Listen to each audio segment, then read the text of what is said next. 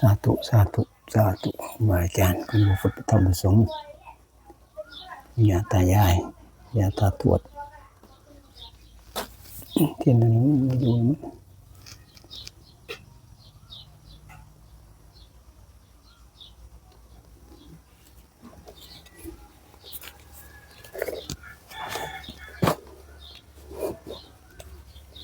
สาธุสาธุสาธุนะโมตัสสะภะคะวะโตอะระหะโตสัมมาสัมพุทธัสสะนะโมตัสสะ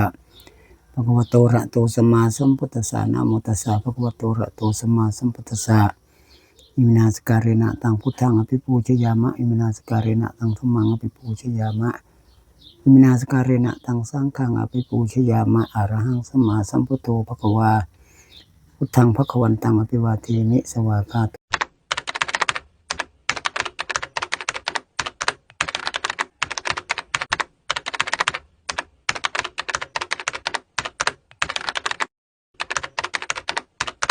วัตตาธัมโมธัมมังนัสสามิสุปฏิปันโนภควโตสาวกสังโฆสังฆังนามามิสาธุสาธุสาธุเด้อคุณครูบาอาจารย์คุณวิดามารดาคุณพระพุทธธรรมประสงค์ก็ดีตลอดทั้งเจ้าบ้านเจ้าเรือนก็ดีปู่ย่าตาทวดครูบาอาจารย์ที่ปกปักรักษาอยู่ณบ้านนี่มีเนาะผู้ค้าเองมื้อนี้พ่อเรือนตลอดทั้ง FC พี่น้องก็ขอโชคขอลาภมาขอบารมีปู่ย่าตายายคุณบิดามารดาคุณครูบาอาจารย์สิ่งศักดิ์สิทธิ์จังหวัดเจริญก็ดีขอจงเปิดทางเปิดโอกาสเปิดโชคเปิดลาภเปิดดวงให้ FC พี่น้องตลอดทั้งผู้ค้าเองก็ดีขอให้อย่าปิดอย่าบังอย่าตมอย่าตัวเด้อขอเพิ่งบารมีขอเพิ่งใบบุญคุณบิดามารดาคุณครูบาอาจารย์ปู่ย่าตาทวดก็ดีเจ้ากรรมนายเวรตลอดทั้งเทวดาประจำกายจนมื้อนี้จะมาขอโชคขอลาภขอเลขเด็ดเล่าพัฒนาขามโค้งในวันที่18มีนาคม2569ขอบารมีปู่ย่าตาทวดหรือว่าคุณครูบาอาจารย์สิ่งศักดิ์สิทธิ์ก็จงให้โชคให้ลาภคือเก่าคือเดิมเด้อก็ขอให้เข้าตรงๆขอให้เข้า3โตสาธุ17ตุมงคลมื้อนี้ก็เสี่ยงโชคเสียงได้ด้วยลูกตุมงคลคือเก่าจะให้ตัวใดก็ขอให้หูขอเห็นในถูกบางคนเรื่องนี้ละคนนี้จุดใดก่อนเอาชุดเด่นก่อนเนาะนี่เอาชุดเด่นก่อนจุดเด่นก่อนเนาะเอาชุดเด่นก่อนเดี๋ยวชุดรองค่อยเอาทีหลังเอาเด็ดๆก่อนเนาะปู่ย่าตาทวดจังไดก็ซอยลูกซอยหลานซอย FC นี่เด้อซอยพี่น้องครูเพิ่นที่มีความศรัทธางามความดีถือว่า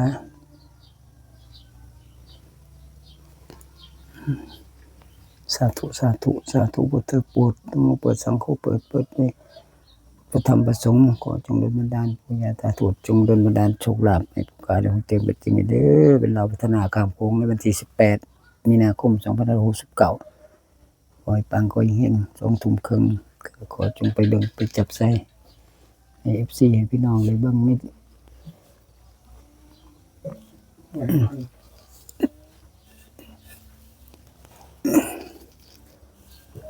เห็นไหมเลยก็ไปที่แนวคนที่เราไปจะในรุดกันอะไรนี้รถหรือมวลที่เหลือก็ถือว่าได้กับบางคนก็ว่ามันก็อันนี้อยู่ดอกเนาะบางคนก็พอสิได้อยู่ดอกบางคนก็บ่ได้คือว่าตัวเก่าเนี่ย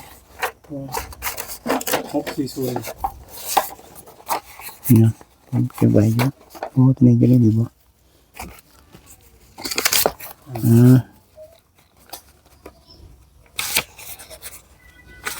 สวัสดีพี่น้องไปคอยสมองสมองเด้อ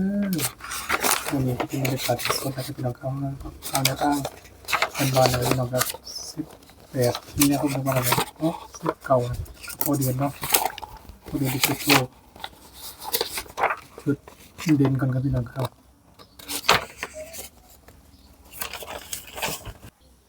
โอเดียนพอไปที่แป๊บหนึ่งครับผมครับก็ขอสวัสดี FC ของที่นี่วิธีชาวบ้านที่เรียบง่ายเนาะแสงทองพารวย มื้อนี้ก็ได้มาตามแนวทางโชคลาภเป็นลาวพัฒนาในวันที่18มีนาคม2569หลังจากเมื่อคืนเนาะก็ ครับ ผ่านมาก็ถือว่าหลุดไปพลาดไป ผมเองก็ต้องขอโทษขออภัย FC พี่น้องหลาย ลดลงมาแต้มหนึง ๆแต่มันก็ลดลงมาเต็มหนึงเนาะผมก็ว่า64มันออก63เนาะ ครับ ก็ผมเองก็ เป็นพี่น้องมุ้ยนั่นน่ะ นี่แหละตัวเมื่อคืนเนาะมันออก64แต่ว่าเลขมันออก63มันก็ลดลงมาเต็มหนึง แต้มหนึง ผมก็ขอโทษ FC พี่น้องหลายๆที่มันพลาดมันหลุดไป ครับ เอาก็มาตามต่อตามกันใหม่ในมื้ออื่นเนาะเป็นเล่าวันที่18ครับเอาล เพื่อง ปู่ย่าเพิ่นสิ ตามรอบเลขทูบนี่กันนะค ตามเบิ่งเลขถูกไปนํกันเบิ่ง ครับตัวเลขที่3ตัวที่2น่าจะเป็น5ครับพี่น้องครับตัวนี้เป็นชุดเด่นของคนอื่นคอร์สปู่ย่าตายายเนาะ เป็น5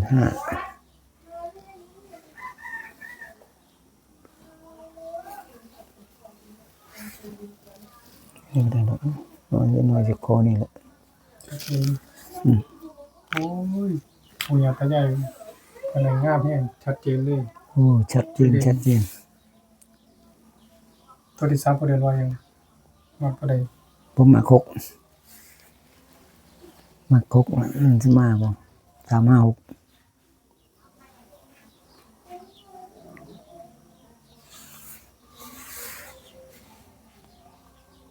ขึ้นมา6ก็59เนาะตัวที่มัก 356 359 356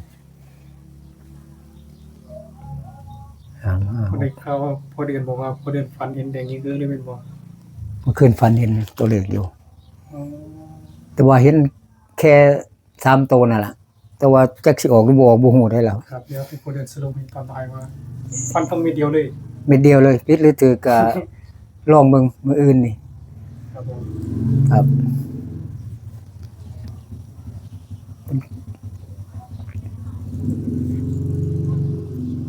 รัฐบาลไทยพอเดือนครับเม็ดเดียวเลย แม่นเม็ดเดียวเลยเนาะ 9009 9009ถือว่าเขาอยู่รัฐบาลไทย เป็นเลขนี้แล้วบ่นี่ตัวนั้นนะเก้าหรือ บ่ทันโพย บ่ย่าปู่ย่าเราเอาให้ถึกเหลืออยู่ตัวนี้ มากที่ พลาดแน่น้อยพลาดบ่เกินหมวดหนึงพลาดนอกนั้นก็ถึกอยู่ มันก็สูสีอยู่ดอกเพราะว่ามันก็ให้ถึกแน่หลุดแน่นะครับ แม่นบางเทื่อก็ถึกข้างล่างข้างบนก็มีก็เลยว่าก็ถือว่าพอได้ลุ้นอยู่พอได้เสี่ยงโชคอยู่ดอก เป็นเก่าดอก คืออยู่กันบ่เก้าก็6นั่นน่ะ โอ้ใจพอเดือนเลยคันนี้ แม่นบ่ คือแปดเนาะ บ่นะ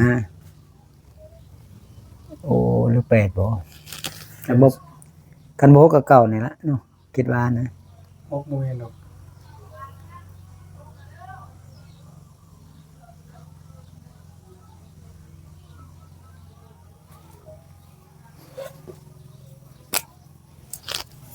คันนี้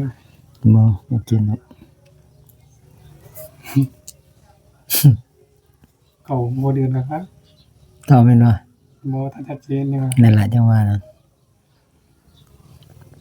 โมเก่ากับแปดนี่แหละโมเดือน บ่นะปู่ย่าให้ตัวใดก็เอาตัวนั้นล่ะเพิ่นก็คงไปคำนวณดีแล้วล่ะ เอาตัวนี้เป็นชุดเด่นเนาะ ตัวนี้ล่ะเป็นชุดเด่นนี่ ของโมเดือน ชุดเด่นเลยน่ะนี่เก้าที่นั่น เอ๊ะ เก้านั่น โอ้ตรงกับโม นั่ เดือน น ว่า แม่นดีกันบ่6กับเก้า โอ้ เนาะนี่จุดเด่นแล้วบัดนี้ ชุดเด่นงามอยู่ดีพี่น้องเลย359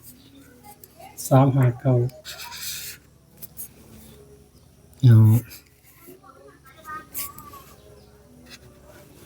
3เลยตัดกันลงกันแล้ว ตั้งข้างล่างเลยเนาะ แม่น เอา359แต่ว่า6เป็นเก่าเป็น6ได้พี่น้องเด้อ เราเป็น6เป็น อันนี้เนาะเก้าเป็นหกเมนถูกต้องแล้ว แม่น ก็คือ35 สาม 59 เก้า 39แล้วก็ ครับพี่น้องครับเดินจุดทูบชุดเด่นนะครับพี่น้องครับดี359นี่จะเป็น356อะไรครับพี่น้องครับ เมน แต่ตัวนี้เฮาสิบ่ได้เขียนให้เนาะแต่ว่าพี่น้องก็พิจารณาเอาเนาะ ครับพิจารณาเอาเองเนาะจับคู่เอาเอง ครั ผ บ มเองก็353959ครับเอาเดี๋ยวให้พอเดือนจุดตูป เอา ขอชุดรอง ขอจุดลองกันเนาะชุดหนึ่งเนาะเพื่อเสียให้ตัวใดเดี๋ยวก็ให้แจ้งคอยหูในทูปนี่ละอาศัยบารมีปู่ย่าสิ่งศักดิ์สิทธิ์ครูอาจารย์ขอเองเด้อปู่เด้อเป็นชุดลองชุดกันไว้ ตัวเดียวเนาะ เพื่อเป็นตัวเลือกให้ FC พี่น้องเพื่อมันมักเนาะเพื่อมักเพื่อถูกใจถูกใจก็บ่เป็นหยังเบิ่งซื่อๆก็ได้ดอกเบิ่งเพื่อความสนุกสนานไป ครับผม เพื่อความเพลิดเพลินอืมอืมสาธุสาธุสาธุเด้อปู่ย่าตาโตปู่ย่าตายายคุณบิดามารดาตลอดถึงครูบาอาจารย์สิ่งศักดิ์สิทธิ์ดูแลขอเสียงโศกเสียงทายด้วยทุกมงคลนี่ล่ะขอเด็ดๆเราพัฒนาในวันที่18มีนาคม2569ขอให้ปังขอให้เฮงขอให้เข้า3ตัวตรงๆเด้อ ให้กัน มันคือบ่ปักบ่อยู่แล้วบัดนี้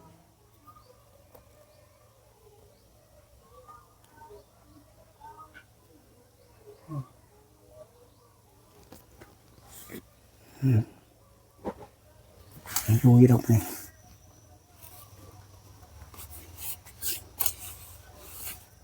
ตัวนี้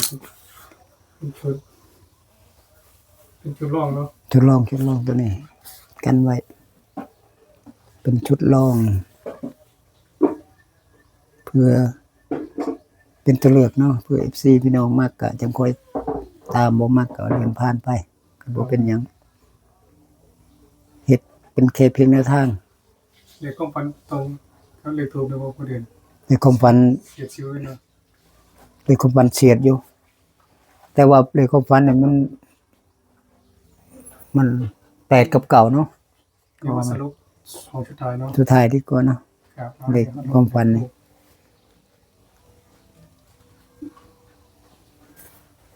ดูที่เลขในกันครับพี่น้องครับตัวนี้เป็นชุดรองนะ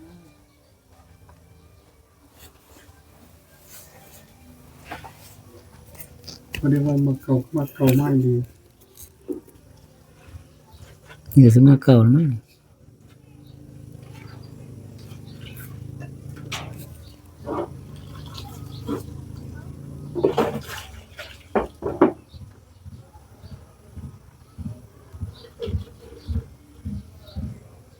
สิมา3อีกแล้วบ่นี่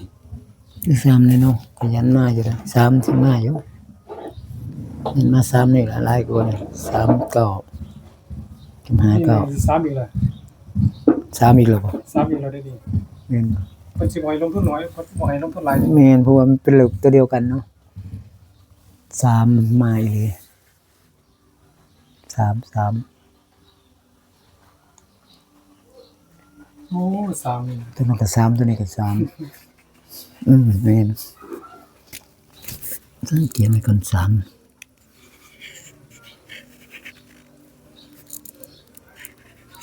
3นี่ก็พี่น้องครับ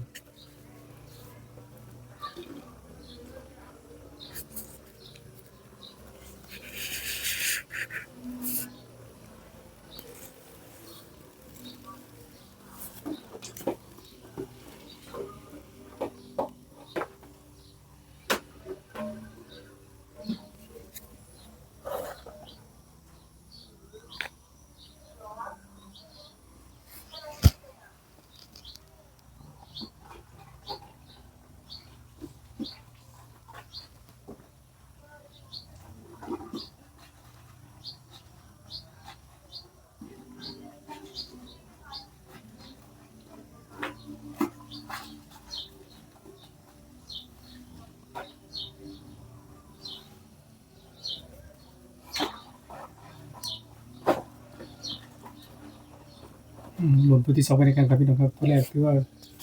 3เหมือนกันครับพี่น้องครับชุดเด่นชุดร่องตัวแรกก็3เหมือนกันครับพี่น้อง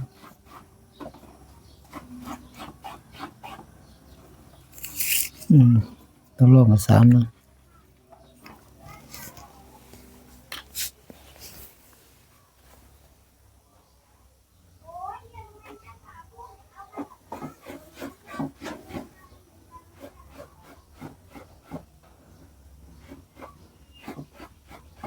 3ยังน้อย3 4บ่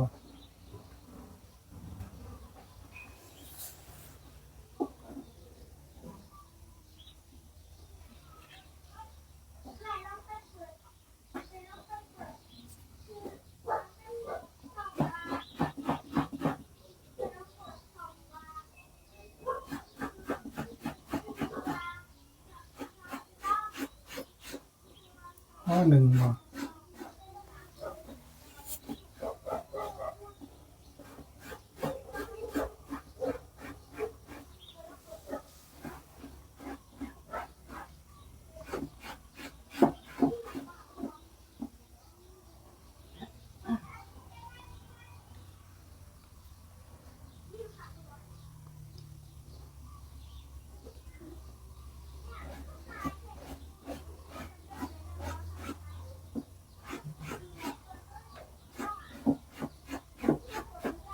อาจจะเป็น1แล้วพอดีนะ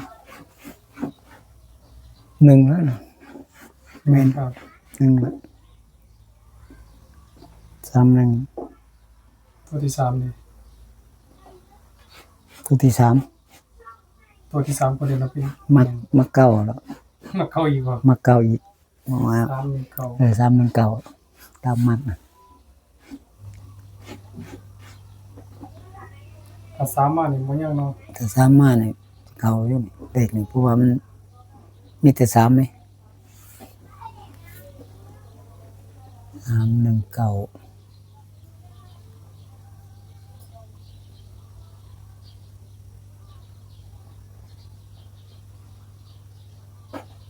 ของวันรัฐบาลไทยพอดีก็แม่นกันเนาะ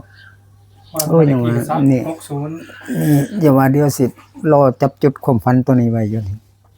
เมื่อคืนก็ว่าฝันอยู่ที่ได้จำอะไรถ้าเบิ่งมื้อแลงก่อนถ้าฝันคือรัฐบาลไทยนั่นโอ้ ทุกอย่าง3เหตุการณ์3เหตุการณ์จะได้ตรงกันเนาะนั่นแหละจังว่า6มันออกแล้วต้องมาเข้าเพราะว่า6มันออกมานั่นมันต้องเอาเก่ามาแทนเนาะแม่นเพราะว่าเก่ากับ6ตัวเดียวกันมันก็เลยโอ้ว่าเขาตามเป้าแล้วตัวนี้ตามความฝันเดี๋ยวมาแรงฝันอีกเบิ่งบัดหาฝันได้มื้อแรงน่ะสิบ่ต้องซื้อหลายโตนะบ่ต้องซื้อหลายหาง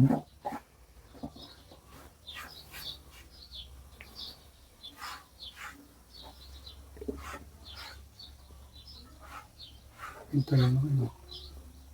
เป็นเลขหยังท่านโพอยู่อ๋อ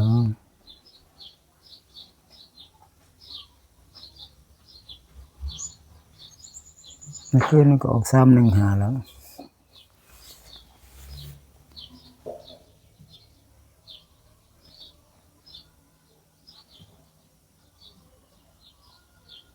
ชุดลอง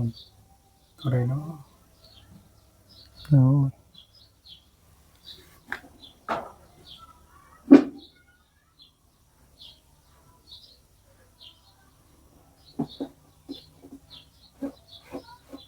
บ่แม่นเก่าแล้วบ่ได้ใช่มั้ยคันบ่เก่าก็เนาะ6คันบ่เก่าก็6 0นี่ว่า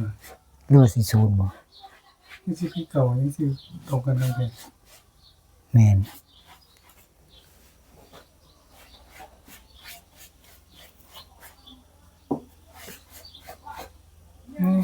มีสิทธิ์เป็น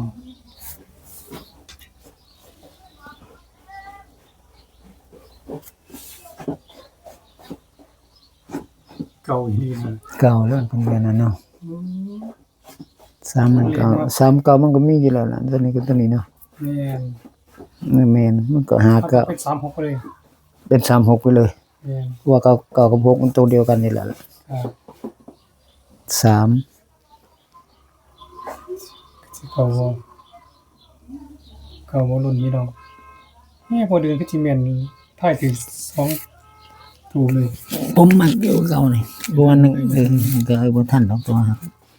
อันที่บ่ชวนเก่าเลย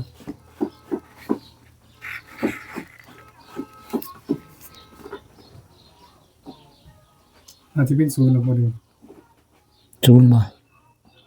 คิดว่า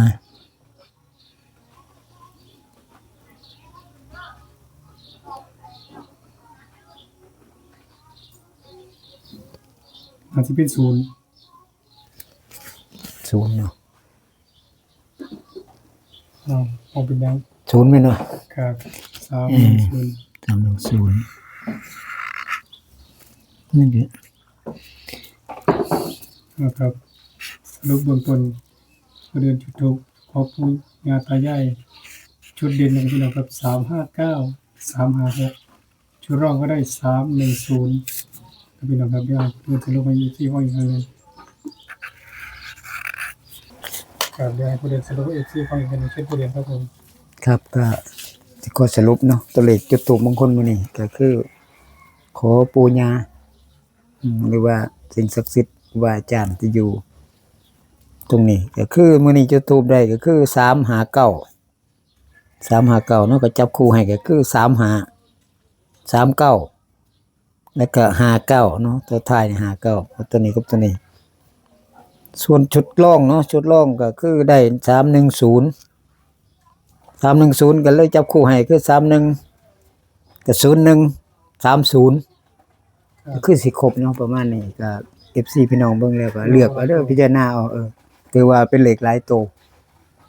ครับ ก็มักตัวใดก็คัดเอา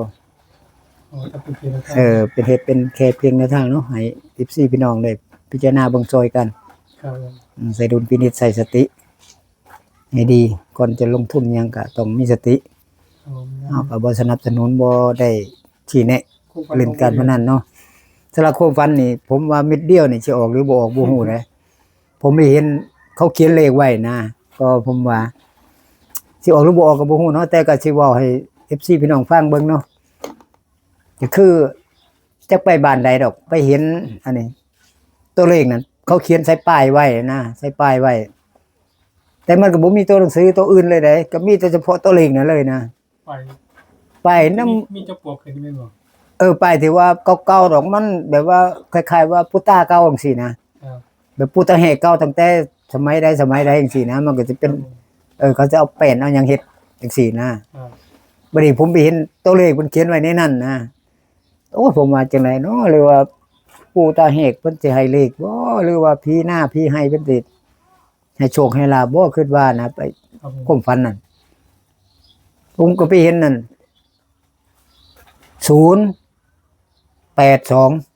โอ้ยงามครับ 082คือเม็ดเดียวเลยบ่ต้องอันนี้ก็ เขียนเลยตัวนี้เป็นเลขความฝันเขียนเลยคนเดียว เขียนอยู่บ่นี่ FC ว่าหลายอีกนะก็บ่เป็นหยังเนาะ อีกแค่นึง บ่ นี่แค่นึงแค่นึง ก็คือความฝันเนาะ ฟันทงเม็ดเดียวเลย เม็ดเดียวตัวนี้ อ๋อพอเดินฟันทงเม็ดเดียวเลย ครับนี่คือเลขความฝันเนาะให้ FC เบิ่งก่อน ครับผม นี่คือเลขความฝันที่ผมฝันที่เว้าให้ฟังนั่นล่ะว่าไปจักไปไสไปพ้อเขาเขียนเลขไว้ในแป้นนั่นล่ะใน นี่ก็เป็นอีกหนึ่งทางเลือกเนาะ เป็นทางเลือกหนึงอีกเดี๋ยวก็พี่น้องเบิ่งแล้วก็เป็นความฝันเนาะก็บ่แม่นเลขทูป ครับ ก็คือเป็นเพียงความฝัน ครับผม สิผิดหรือถูกก็เฮาก็อย่าว่ากันเนาะผมเอง ครั ก็ บ คือฝันจังใดก็อยากบอก FC พี่น้องบางเทื่อมักหรือว่าบ่มักก็มันก็บ่เป็นหยังก็ถือว่าเป็นเพียงแนวทางให้เป็นตัวเลือกผมเองก็คือตามความฝันก็จังซี่ล่ะเห็นจังซี่ล่ะ082นี่ ครับ เม็ดเดียวเลยผม อ๋อพอเดินที่ฟันทงเลยครับผม ครับก็ขอขอบคุณ FC พี่น้องเด้อที่ให้กำลังใจเนาะที่ติดตามทั้งช่องที่นี่วิถีชาวบ้านวิถีเรียบง่ายแสงทองพารวย ผู้เพิ่นมีได้ตามแนวทางโชคลาภให้เป็นเราพัฒนาขามโค้งในวันที่18มีนาคม2519ผมเองก็บ่มีหยังสิฝากกันนอกจากแนวทางโชคลาภก็ขออำนาจคุณพระศรีรัตนตรัยเนาะบารมีปู่ย่าตาทวดหรือว่าปู่ย่าตายายสิ่งศักดิ์สิทธิ์เจ้าบ้านเจ้าเฮือนก็ดีตลอดทั้งคุณครูบาอาจารย์ที่ปกปักรักษาอยู่เสมอนี่ก็ขอจงนำไป เบิ่งไปเหลียวไปเบิ่ง FC พี่น้องผู้เพิ่นที่อยู่ต่างอำเภอต่างจังหวัดก็ขอให้เพิ่นมีแต่สิ่งดีๆขอให้เพิ่นมีแต่โชคแต่ลาภขอให้มีเงินมีทองมีธุรกิจหยังก็ขอให้มันเจริญราบรื่นเจริญรุ่งเรืองยิ่งๆขึ้นไปเด้อขอให้โชคมันนำกันมื้ออื่นสาธุ ครับที่นี่ที่เชฟบานและที่เรียกไว้น้ำโชคต้องมาด้วยต้องขอขอบคุณพอเดือนนะครับพี่น้องครับที่มามีแนวทางดีๆมาฝากมาตอนเอฟซีเนาะที่เขาได้ที่เอฟซีที่เขามากดไลค์กดแชร์นะครับพี่น้องครับเพื่อเป็นกำลังใจตะการได้ชีพไปให้เราไปเอามาไปบริการโมเดือน ไปบ่ได้แล้วก็ขาด ครับ น้อง FC พี่น้องก็บ่ให้กำลังใจเฮาก็อยู่บ่ได้คือว่า ขอให้เขาแต่3 ตัว สามตัวตรงๆเลยเด้อ สาธุสาธุดีค ครับ รับสาธุสวัสดี